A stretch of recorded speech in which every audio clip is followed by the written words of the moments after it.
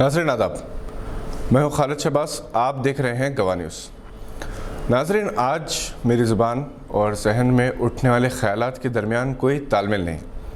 अल्फाज ढूंढने पड़ रहे हैं कि खिराज अक़ीदत कैसे अदा करूँ दानिश सिद्दीकी को, जिसके कैमरे की आँखों से दुनिया, इस सरज़मीन पर बिलखती सिसकती इंसानियत, इंसानों के भेस में दरिंदों की बर्बरियत, भूख से तड़पती ज़िंदगियों को दम तोड़ते हुए देखती रही।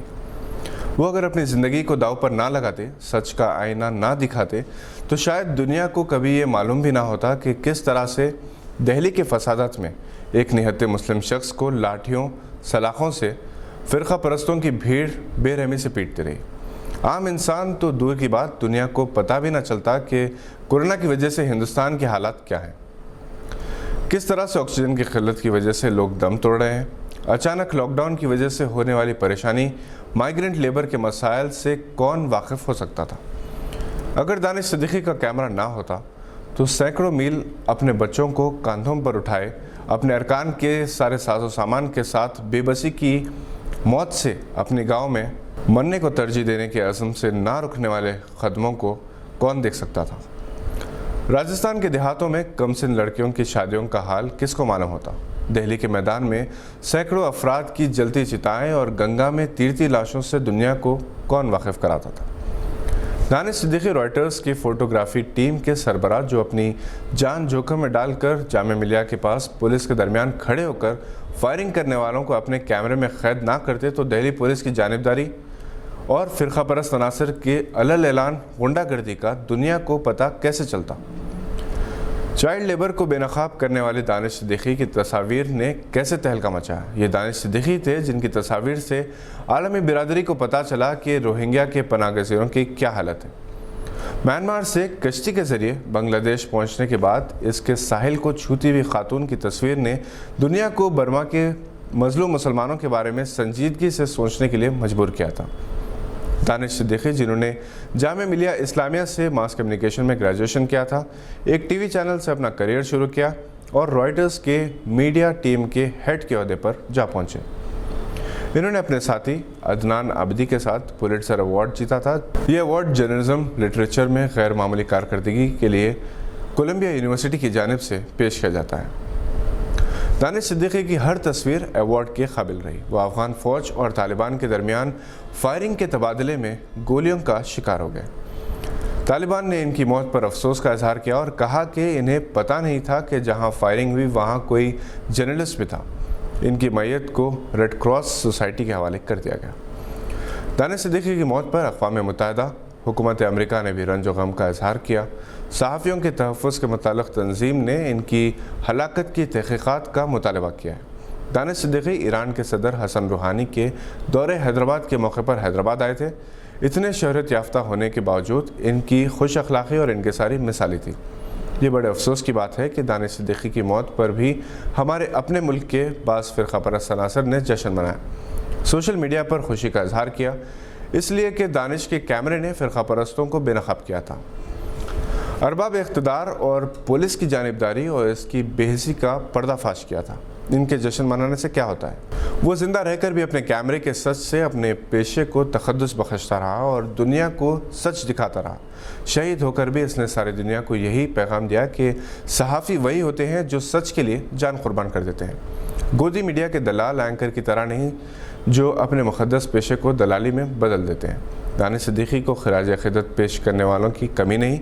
नव भारत टाइम्स ने लिखा है कि दानिश सिद्दीकी फ़ोटो क्लिक करते करते खुद सहाफ़त की सबसे जांबाज और जानदार तस्वीर बन गए।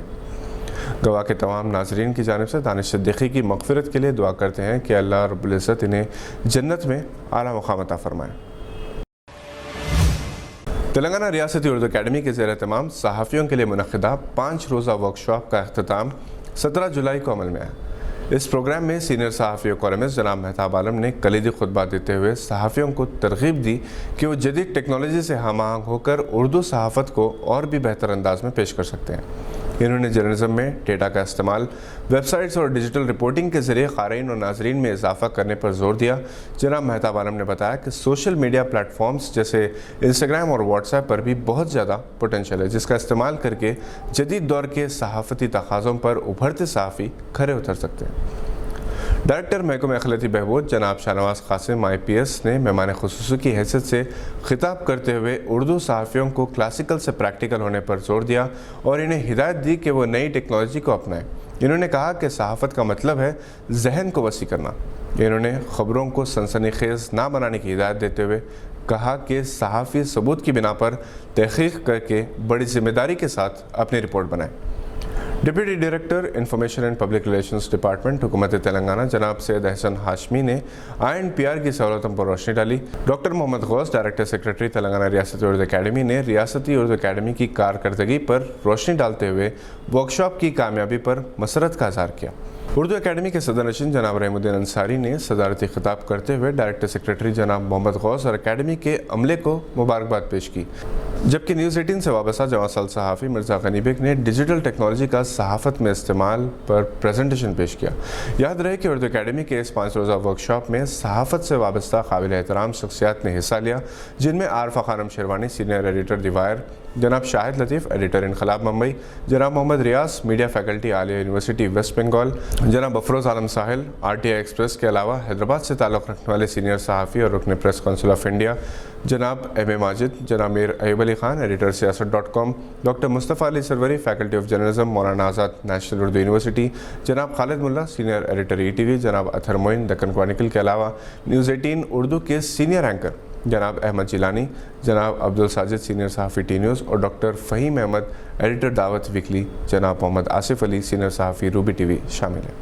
ریاست تلنگانہ اور بیرون ریاست سے شریک ہونے والے 700 سے زائد شرکاء کو صحافت کے متعلق شعبوں کی بیسٹ پریکٹسز جیسے کووڈ کے بعد کا میڈیا، اردو میں پوڈکاسٹ اور ولاگز کا استعمال، اردو صحافت میں RTI کا استعمال، انویسٹیگیٹو جرنلزم اور لیگل رپورٹنگ میں اردو کا استعمال اور ٹرانسلیشن وغیرہ جیسی موضوعات پر روشنی ڈالی گئی۔ اختتامی تقریب کی نظامت سید خالد شہباز گواہر میڈیا پلس نے انجام دی۔ اس موقع پر اردو اکیڈمی کی جانب سے ورکشاپ کوآرڈینیٹر جناب اسم فصیح اللہ کو تہنیت پیش کی گئی۔